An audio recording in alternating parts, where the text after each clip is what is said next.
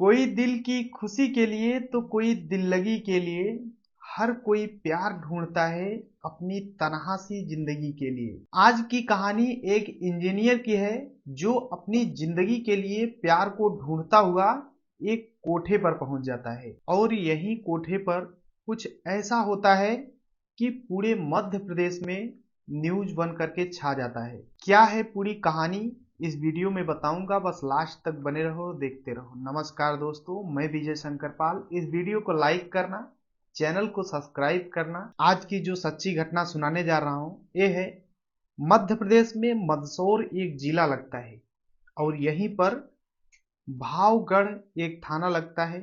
यहीं पर खोडाना एक गांव है और यहीं पर एक इसी गांव में एक तालाब होता है।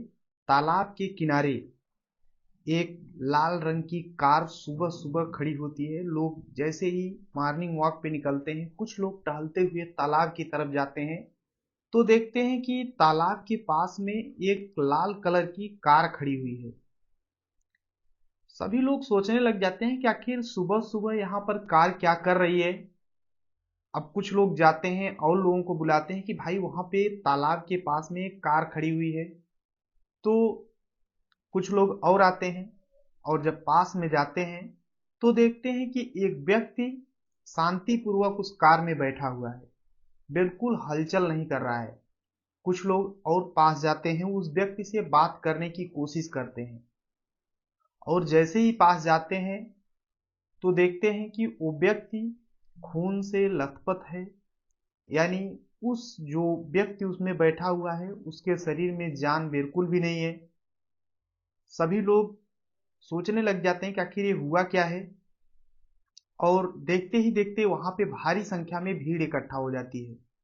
किसी ने पुलिस को फोन कर दिया, मौके पर पुलिस आ जाती है और जब पुलिस आती है तो पूरे एरिया को सील कर लेती है। जितने में वो एरिया होता है, लाश को अपनी कस्टडी में लेती है और पुलिस जब देखती है तो उस पुलिस को समझ में आता है कि इस व्यक्ति को गोली लगी हुई है। अब वहां पर मौजूद सभी लोगों से पुलिस पूछती है कि ये लाश किसकी है, क्या आप लोग जानते हो?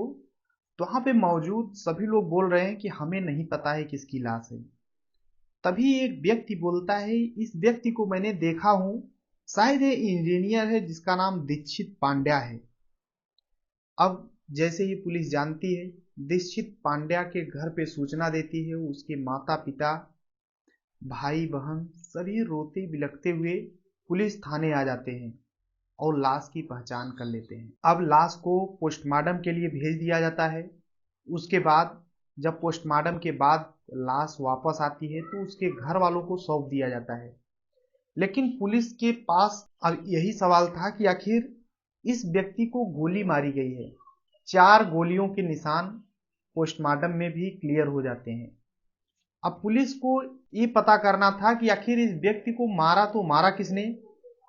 अब अनुराग सुजानिया एसपी होते हैं वहां के, टीम गठित करते हैं और जांच के आदेश देते हैं और हर हाल में जो भी कातिल है उसे पकड़ने की कोशिश की जाती है। पुलिस अपने हिसाब से जांच पड़ताल शुरू कर देती है। गांव वालों से, घर वालों से पूछताछ करती है कि आखिर किसने मारा है।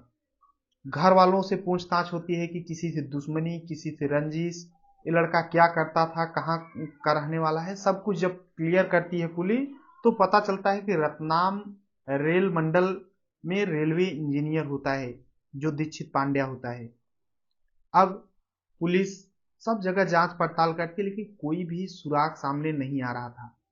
तभी पुलिस अपना लास्ट चारा अपनाती है, मुखबिर। जो भी मुखबिर होते हैं सभी को अलर्ट कर देती है कि जहां पे ड्यूटी करता था वहां से लेकर कितने टाइम पे ड्यूटी जाता था, कितने टाइम पे रूम जाता था, एक एक चीज पता करने की कोशिश की जा रही थी। तभी एक मुखबिर एक सूचना देता है और वो बताता है कि एक लड़की है जो अक्सर इससे मिलती थी, ये भी उस लड़की से मिला करता था। एक मुखबिर बताता है कि एक लड़की है जिसका काल्पनिक नाम मैं बता रहा हूं, उसका नाम रीमा होता है। उसके बारे में पता चलता है कि रीमा से अक्सर ये दीक्षित पांड्या मिला करता था। अब पुलिस सोचती है कि आखिर रीमा को पकड़ा जाए, तभी कुछ न कुछ सुराग जरूर मिलेगा। रीमा को पुलिस पकड़ने की कोशिश करती है, तभी ढूंढर डेरे के बाछड़ा समुदाय की रहने वाली होती है जो रीमा होती है, उसे ढूंढर से पकड़ लिया जाता है।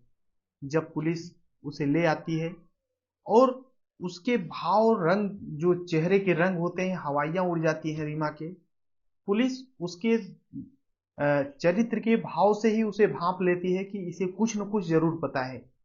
पुलिस सख्ती से उससे पूछताछ करना शुरू कर देती है। शुरू में तो रीमा इधर उधर की बातें कर रही थी, लेकिन जब पुलिस सख्ती से पेश आती है तो रीमा टूट जाती है। टूटने के बाद जो कहानी बताती है, जितने लोग सुनते हैं वाकई में सोचने लग जाते हैं कि हमारे इस देश में इस प्रवृत्ति के लोग होते हैं। रीमा बताती है कि कई साल से मंदसौर जिला में रीमा जो होती है ये देह व्यापार का काम किया करती है, यानी कोठे पर रहती है। दिन भर में अलग अलग ग्राहक आते हैं, पैसे देते हैं और शारीरिक संबंध बनाते हैं और फिर चले जाते हैं। रीमा का यही काम होता है, अच्छा खासा पैसा कमा रही थी। ऐसे ही टाइम बीतता रहता है। आज से जो घटना होती है, घटना से 2 साल पहले जो दीक्षित था, ये दीक्षांत जो होता है ये ग्राहक बन करके आया था। जैसे अन्य ग्राहक आते हैं उसी तरीके से ये भी आया था और इसके साथ शारीरिक संबंध बनाया, क्योंकि कोठे पर यही काम होता है। तो ये भी उसी तरीके से ग्राहक बनकर आया था और इसके साथ शारीरिक संबंध बनाया। लेकिन जो दीक्षित था, दीक्षित पांड्या, ये उसके ऊपर फिदा हो जाता है और फिर बताता है अपने बारे में कि मैं इंजीनियर हूँ, लाखों रुपए महीना कमाता हूँ। तो ये जो लड़की होती है ये भी उसके ऊपर रुझान लेने लगती है। फिर क्या था, वहीं कोठे पर अक्सर ये आया करता था। जब भी दीक्षित पांड्या जब भी आता था इंजीनियर, वहां पर आता था उस कोठे में, तो इसी लड़की को चुनता था और इसी से मिला करता था। अब धीरे धीरे एक दूसरे को ये लोग जानने लग गए थे, नंबर एक्सचेंज कर लेते हैं, एक दूसरे से बातचीत करना शुरू कर देते हैं।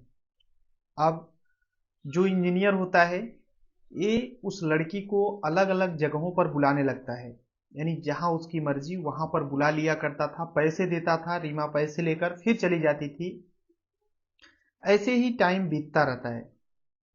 अब जो घटना होती है उसके 6 महीने पहले जो दीक्षित पांड्या, इसका नाम होता है, इंजीनियर होता है, ये जो रीमा होती है उससे एक डिमांड करता है। बोलता है, रीमा ऐसा करो कि तुम बेहद खूबसूरत हो और मैं भी अच्छा खासा पैसा कमाता हूं, तो क्यों ना दोनों जिंदगी बसा लें, एक साथ रहें।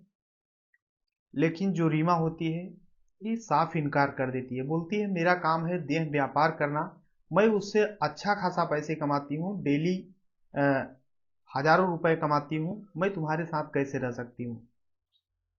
लेकिन जो इंजीनियर था ये जिद में अड़ जाता है, बोलता है कि तुम्हें मेरे साथ चलना ही होगा, मेरे साथ जिंदगी बितानी होगी। लेकिन जब इंजीनियर जिद पे अड़ जाता है तो रीमा अब इससे अपना पीछा छुड़ाना चाहती है, क्योंकि रीमा को अब तक तो सब कुछ सही लग रहा था, क्योंकि अच्छे खासे पैसे मिल रहे थे उससे।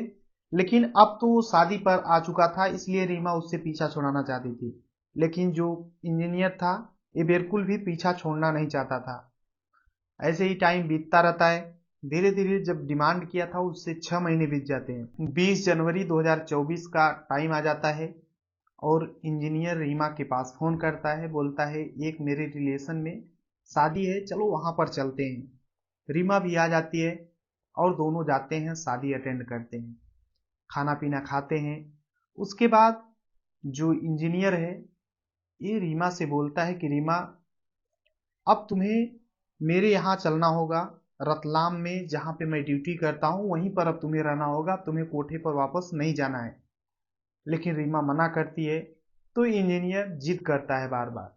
लेकिन जो रीमा होती है इसका एक पहले से भी एक फ्रेंड होता है जिसका नाम होता है मोहसिन लाला। मोहसिन लाला से पहले भी रीमा बता चुकी थी कि एक इंजीनियर है जो मुझे परेशान करता है और बार बार मुझे अपने साथ चलने के लिए बोलता है, उससे मुझे पीछा छुड़ाना है। जब बताती है तो मोहसिन लाला बोलता है कि तुम्हें जब भी उसे दुनिया से हटवाना होगा मुझे बता देना। अब उसी समय एक कार में, इंजीनियर की कार होती है, उसमें रीमा बैठ जाती है। दोनों रतलाम के लिए निकलते हैं वहां से। लेकिन जो रीमा होती है अपना लोकेशन मोहसिन लाला के पास भेज देती है और बोल देती है कि बता देती है स्थान। मोहसिन लाला उसी स्थान पे तालाब के किनारे जैसे ही कार पहुंचती है, उसी समय वो बाइक से आता है और फिर अपनी बंदूक निकालता है। एक एक करके 4 गोलियां उस इंजीनियर के सीने में दाग देता है। इंजीनियर दुनिया को छोड़कर चला जाता है। लेकिन जो लड़की होती है रीमा, इसके कपड़ों पे खून बिखर जाते हैं। तो ये सबूत मिटाने के लिए और अपने भी मोबाइल का लोकेशन न पता चले, उसके लिए मोबाइल को और अपने कपड़ों को वहीं पर जला देती है बाकायदे, ताकि एक भी सबूत न पता चल पाए पुलिस को। और फिर वहां से बाइक पे दोनों निकलते हैं। फिर क्या था, ये जो रीमा होती है ढूंढर अपने घर चली जाती है, ढूंढर में जहां पर रहती थी। और ये जो मोहसिन लाला है ये राजस्थान के अखेरपुर में वहां पर चला जाता है। लेकिन अब जैसे ही वहां पे पूरी घटना हो चुकी थी और जो इंजीनियर था इसकी लाश को बाकायदे बैठा दिया गया था, लेकिन जैसे सुबह आते हैं लोग, देखते हैं, पुलिस आती है, जांच पड़ताल करती है, तो बाकायदे रीमा को पकड़ लिया जाता है। लेकिन रीमा जब पुलिस सख्ती में पेश आती है तो रीमा बाकायदे एक एक कहानी को तोते की तरह बकना शुरू कर देती है। अब पुलिस राजस्थान के अखेरपुर में दबिश डालती है और मोहसिन लाला को गिरफ्तार कर लेती है। मोहसिन लाला का पीछे का बैकग्राउंड जब पुलिस जानने की कोशिश करती है तो पता चलता है कि अवैध हथियार, मादक पदार्थ तस्करी, तमाम इसके ऊपर पहले से कई मामले दर्ज हैं। अब पुलिस दोनों को गिरफ्तार कर लेती है और दोनों के खिलाफ हत्या का मामला दर्ज कर लेती है और न्यायालय में पेश करती है और रिमांड की मांग करती है। पुलिस का कहना है कि इन्हें छोड़ा नहीं जाएगा, बख्शा नहीं जाएगा, गंभीर धाराओं में जल्द से जल्द इन्हें सजा दिलाई जाएगी। बाकी अभी ये लोग पुलिस के गिरफ्त में हैं, लेकिन कहते हैं कि क्राइम करने वाला कितना भी शातिर हो, कितनी भी वो चाले चल ले, लेकिन पुलिस के हाथों नहीं बच सकता है। पुलिस के हाथ बहुत ही लंबे होते हैं। इसी तरीके से ये लोग भी एक घटना को अंजाम देते हैं और पूरी जिंदगी जेल में जाने के लिए मजबूर हो जाते हैं। बाकी आप अपनी राय जरूर देना। ये पूरी घटना सुनाने का उद्देश्य किसी को परेशान करना है, दुख पहुंचाना नहीं है, बल्कि आप सभी को जागरूक करना है। जहां भी रहें अपना और अपनों का ख्याल रखें। बाकी इस चैनल को सब्सक्राइब करके, वीडियो को लाइक करके अपना सपोर्ट जरूर दिखाना। मिलते हैं नेक्स्ट वीडियो में, तब तक के लिए जय हिंद, वंदे मातरम।